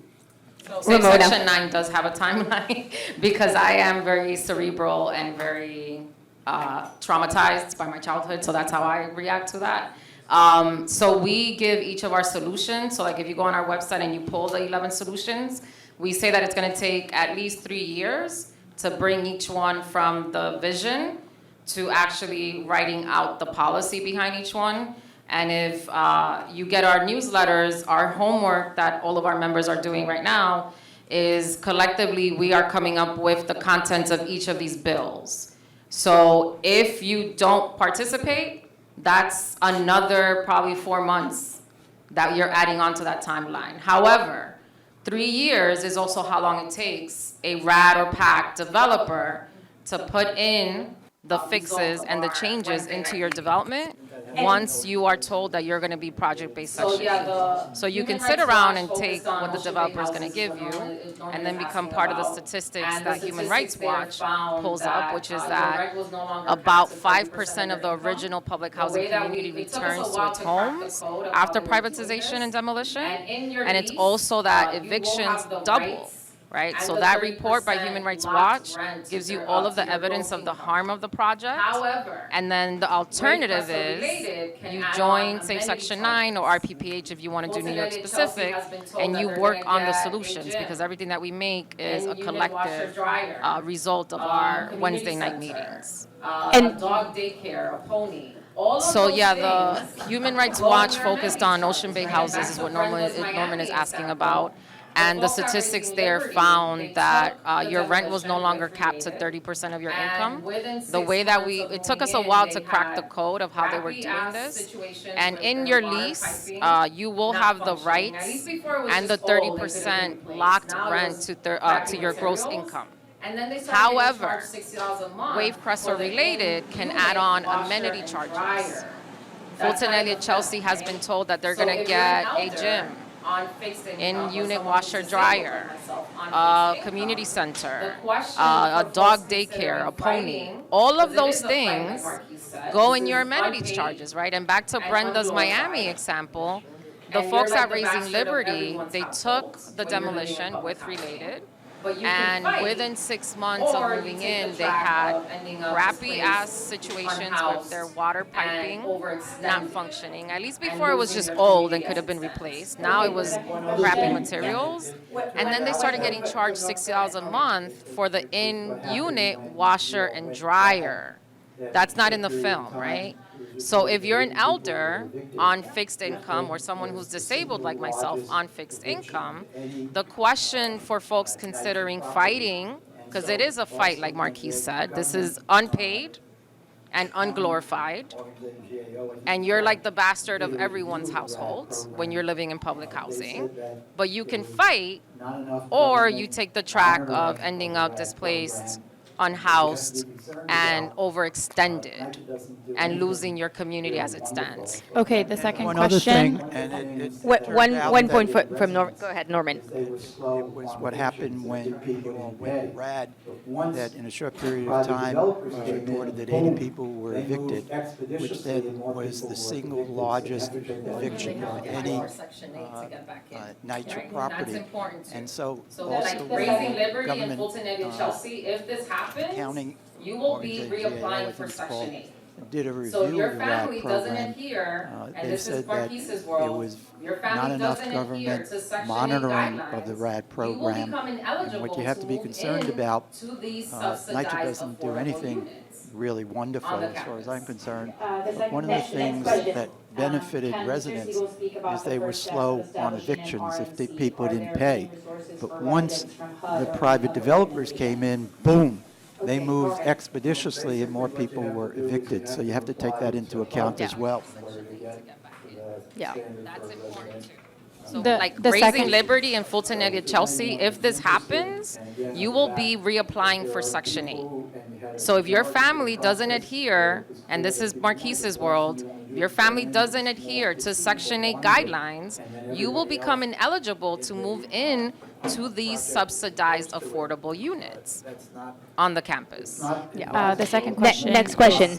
Can Mr. Siegel speak about the first steps of establishing an RMC? Are there any resources for residents from HUD or any other organizations? Okay, Norman. Well, basically, what you have to do is you have to apply to HUD in order to get the standard for a resident management corporation. So if there's anyone who's interested, and again, I'll go back, if there are people and you had a majority through a process where it was clear that people wanted, because the last thing you want to do is go in with a small group of people wanting it, and then everybody else. Sort of deja vu. So the answer to your question is, whoever you are, if there's a group that thinks that they want to do resident management. It's not advisable unless you've got what I would consider to be a majority. When we did the Fulton petitions, Jackie and other people back in 2019, we found out there were 945 apartments there. We wanted to make sure we had 51%. We had 525 people who signed the petition. I still have them in the vault in my office. And so once we knew we had a majority, then we were able to be a little more aggressive. And we thought back then that we stopped demolition. But here we are again, sort of deja vu. So the answer to your question is, whoever you are, if there's a group that thinks that they want to do resident management corporation, you can call me and I can tell you what has to be done. And you can put it together and go to HUD. I think it's something that people should consider. So, Even though I was told. If I can just add just Alana to yeah, one, go ahead, Marquis. I think one important thing is to understand sort of the scale of a resident management corporation that you want to be a part of, if that's something you're interested in. You don't have to go full management of the entire development. You can take on one aspect. Maybe you want to be in charge of painting all the apartments at your development. And there can also be multiple resident management corporations at one development. Again, right, so I just want to make sure that we're clear that there's a scale to the types of resident management corporations that residents want to take on. You also have to form as an incorporation and get incorporated. And then there used to be funding available from HUD, but that funding is no longer available in the way that they provided it when Resident Management Corporation was first introduced. Yeah. And so that's So, one of the challenges that people like Carmen Quinones is facing, is making sure that they get the adequate information that they need, making sure that they can bring on consultants, making sure that they can bring on lawyers. That's all of this stuff that needs to be put in place before they could even consider saying, okay, we want to take over this aspect of management, or we want to manage the whole development. So what I think is important to note for everyone is that all this good information, all the websites for the participants will be on the Midtown South Community Council website. Once again, thank you so much to John Mott. He's really the hero here putting together these events. I just want to be able to take a couple more questions. We're going to go, I did speak to John Mudd. We're going to try to extend it a little bit. We have to keep the questions brief. Okay, One so person over here. the next question is going to go here. Are the costs for environmental costs added when people make the decision to demolish? The 50 years later, all the environmental costs, plus the immediate environmental cost of taking all that waste and getting rid of it. So Yeah. there's a lot more cost that often is not discussed. Yeah, and, I think that this is more of a David question, but I will say that, on the environmental level, and this is also a Norman question, on the environmental level, the environmental cost of demolition is not taken into account. At the NEPA federal level and at the city level, ULURP, the environmental cost is not taken into account. When you demolish a building, the embodied carbon that was in this building and that goes poof and gone is not assessed, and the cost of construction is also not assessed. So, I wanted to add one thing. I have a case that's now up in the New York Court of Appeals, our most highest court. He'll save the Elizabeth Street Garden. And it really is raising the question, as I argued in the papers, to try to re-energize the State Environmental Review Act. Because more and more, especially out in California, they're trying to argue that the reason why we can't have affordable housing any longer is because of the environmental laws that prohibit the developers from developing affordable housing. It's nonsense, it's bogus, and I think that we do have to take into account all those kinds of issues. That's why I'm saying in the argument to HUD, which will wind up in a federal court, we need to put that kind of document together showing how dangerous demolition is financially, economically, politically, all that stuff. And finally, the last thing I've learned over the years, I've been doing this for 54 years now. I know I look young, but I'm an old guy. So in the context of that, when you go into the court, for example, if you get lucky and you get visibility with the media, you're educating the rest of the city to what this is about in a very non-cost manner, because it's all public and all the documents are for the public. And so you can really educate and organize people through those kinds of actions, even if theoretically you don't win. Thank you. Next question. That's very true. I wanted to add something. Next. I need to add something to environmental review, specifically for Fulton Elliott Chelsea, which I think is going to be important in that fight, is in addition to looking at the technology and looking at what the tenant goals are, is we're drafting something in response to the environmental impact statement that includes the impact based on race and socioeconomic status, which is something that the environmental review continuously overlooked. So like Renee and some of the other members are leading the work to review the scope and then getting support from tenants up in Washington Heights to include that very important piece, right? Because we can't talk about public housing without that socioeconomic and racial lens being applied. Let's try to move on so that we can have more questions. Sorry, go ahead. I know it's late. It's a broad question, but I'll make it quick. I work for NYCHA, and so what do we do to pick up on the engineer's point? I like your points. Agree with everything people said about opposing demolition. There's a big movement in the UK now. That. What do we do to show people this is not just about public housing? There's always been this stigma that it's about them. They live in the projects. But as he said, this is an attack on affordable housing. This is an attack on working class neighborhoods. I'm a union rep. I see RED as a huge union busting steamroller. You know, they're firing public housing workers at public housing authorities across the country. But We don't really have a public housing movement. We have movements, fighting against the attack on rent control and rent stabilization, and people have underwater mortgages, and the shelter movement and public housing, and they're all, and the union movement, all on parallel paths, but nobody, well, the question is, what do we do to connect the dots to make sure that we do have the coalition that we're talking about?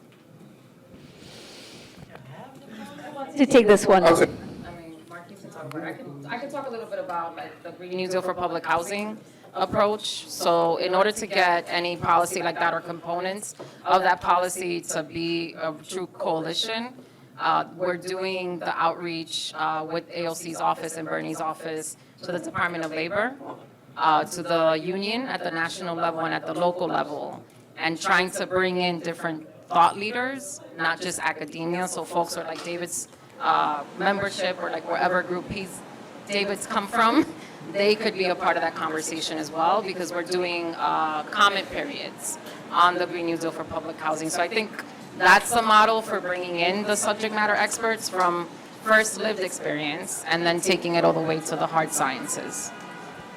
Yeah. Your hard fight is you got to go to the union leadership and explain to them how in the long run it's counterproductive to working people that they're supposed to be part of it. Okay, the last question is going to be on Zoom. This one comes from Peter Cook. It says, why is there a competition with social housing? It seems like we need many housing types. Again, what is the vision for the full funding of public housing if we had the money? If you don't demolish and rebuild, then what is the alternative?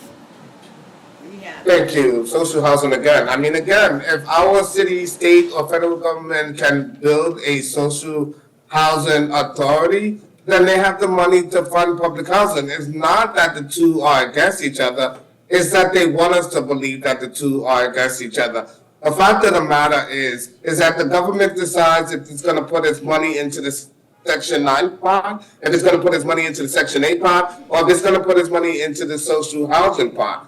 It doesn't have to choose. It can put its money everywhere. But instead, they're forcing housing authorities all across the country to convert into Section 8. So we're not creating that competition. We're trying to diffuse it and say, yes, you do not need to live in scarcity. We have way too many vacant apartments, right, that we need to rehab, we need to put back on the market. So to keep thinking about building new housing and ignore housing that you have that's in serious need is not a smart way to move forward. We have to be able to walk and chew gum at the same time. I wanted to add that the question is a little disappointing after we wholeheartedly explained the flaws with social housing, because what it tells me is that the attractiveness of socialism is blinding you to the fact that Marquis already told us that public housing is the standard. So if public housing locks at 30% of your gross income, if it gives you tenant protections, if it empowers someone like myself to be able to do this work, right, to organize with my neighbors, to fight with my neighbors, to talk all this smack, and know that I cannot be retaliated against, right? And know that I can go to the senior center tomorrow and play bingo with grandma's friends, and that I can go to the after-school program and try to catch the kids before they run outside. Our community is the standard. Public housing is the standard, right? So you talking about social housing it's like you didn't hear everything we just told you. Simply because social housing is sexy. And because for the last 40 years, public housing has been, as Josh put it, those people. But these people are the majority, sweetie. And we want public housing. So what we've learned tonight is we've got to coalesce together and work from the ground up. It's up to us, okay? That's number one. We have to stick together. We have to find where we are together, and then we can look at the other things. But the most important thing is for us to look like we're in solidarity, be in solidarity, and find ways to work, to coalesce and bring that critical mass. So I'm imploring you. I'm imploring you to reach out. if you got their emails, I put their emails on that white paper, for the greater good, their bios. Reach out to them, reach out to me. Those questions, we'll answer them for you. And I want to conclude by saying thank you, Norman Siegel. A history of human rights fight, okay? He's a good man. All of these panels, I'm just feel so grateful to be in the same room. Ramona, she's a fighter, you can tell that, right? Sometimes we just have to breathe and let people come in. What's the sign for Mockingjay? I forget. Marquis. Marquis is, I've seen him speak so many times, and the man is eloquent. They're all eloquent. I've watched Raising Liberty. It's a great film. He was there. He brought people together. He spoke about it. He knows us in and out just as much as Ramona, and them two together are a powerhouse. And you guys stick together. And David. Thank you, David. David has been working a long time doing what he's doing, and he's got technology in his blood. Does he Okay. know Fulton, David? You know the. He- I'm gonna take you to Fulton Development, so. He's gonna get a tour. He's going to be a real intricate, real important part of this fight. And then there's Layla. You've heard me talk about her in the beginning, and I've seen her fight. I've seen her I was on buses with her. We were going up to Albany. She keeps fighting, and she digs in, and her heart's in the right place. And she's going to help drive some new changes. I know she is. And all of you, I know you're going. Leonard is here. You got people from NYCHA. You got people I've been working with online in meetings. And Roberta's here. She's the president of the CDRC. Every one of you have something to contribute. Be a part of it. Get involved. And I love you all.